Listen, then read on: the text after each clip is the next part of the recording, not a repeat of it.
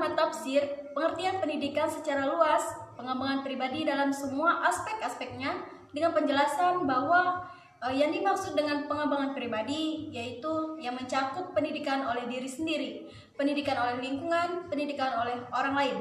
Nah, seluruh aspek mencakup jasmani, akal, dan hati. Pendidikan berupa pewarisan kebudayaan dari generasi muda ke generasi selanjutnya agar generasi tersebut hidup. Nah, masyarakat itu tetap berkelanjutan, atau dengan kata lain, masyarakat memiliki nilai-nilai budaya tradisional mengenai kehamilan, misalnya mitoni, nikepi, dan sebagainya. Nah, dalam Undang-Undang RI Nomor 14 Tahun 2005 ayat 1 Pasal 1 ayat 1, guru merupakan pendidikan profesional dengan tugas utama mendidik, mengajar, membimbing, mengarahkan, melatih, menilai, dan mengevaluasi peserta didik pada pendidikan anak usia dini, jalur pendidikan formal, pendidikan dasar, maupun pendidikan menengah. Murid merupakan manusia yang akan dibentuk oleh dunia pendidikan.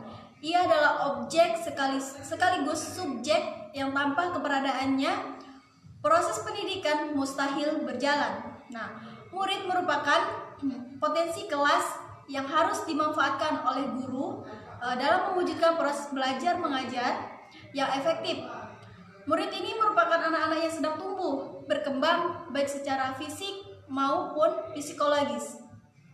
Nah, dalam rangka mencapai tujuan tersebut dalam pendidikannya melalui lembaga pendidikan formal, khususnya berupa sekolah.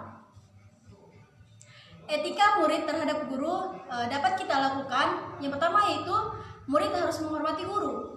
Nah, yang kedua, mengucapkan salam ketika bertemu dengan guru karena perilaku tersebut bisa membuat guru senang. Nah, yang ketiga yaitu ketika murid bertemu guru di tepi jalan, hendaklah murid menghormati melalui lembaga pendidikan formal, khususnya berupa sekolah.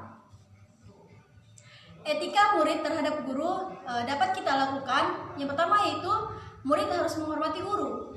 Nah, yang kedua, mengucapkan salam ketika bertemu dengan guru karena perilaku tersebut bisa membuat guru senang. Nah, yang ketiga yaitu ketika murid bertemu guru di tepi jalan, hendaklah murid menghormati guru dengan berdiri ataupun berhenti. Dapat kita lakukan juga dengan mengklakson guru tersebut. Nah, yang keempat yaitu murid hendaknya menyiapkan tempat duduk guru sebelum guru datang di dalam kelas sebelum mulainya pembelajaran. Yang kelima yaitu ketika duduk di hadapan guru harus sopan, seperti ketika sedang sholat kita harus menundukkan kepala terhadap guru tersebut. Yang keenam yaitu murid harus memperhatikan penjelasan guru.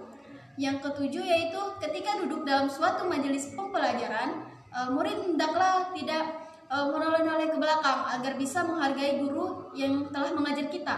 Yang ke-8 yaitu murid jangan bertanya kepada guru tentang ilmu yang bukan di bidangnya atau bukan ahlinya, kecuali guru tersebut mengizinkan bertanya tentang hal yang bukan ahlinya. Yang selanjutnya itu murid harus memperhatikan penjelasan guru atau mencatatnya untuk mengikat ilmu agar tidak mudah hilang di dalam otak kita. Misalnya itu murid harus berprasangka baik terhadap guru agar semua hal di atas sangatlah penting bagi seorang murid.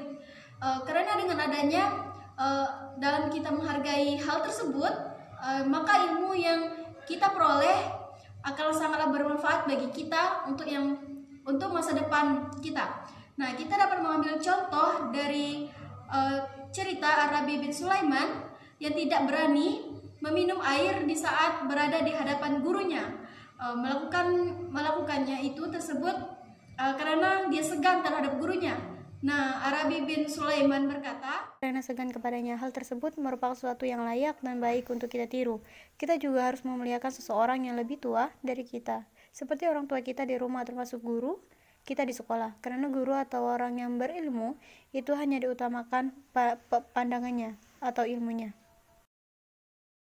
Rasulullah SAW bersabda, yang artinya tidak termasuk golongan kami orang yang tidak memuliakan yang lebih tua dan menyayangi yang lebih muda, serta yang tidak mengerti hak orang yang berilmu agar diutamakan pandangannya. Hadis riwayat Ahmad.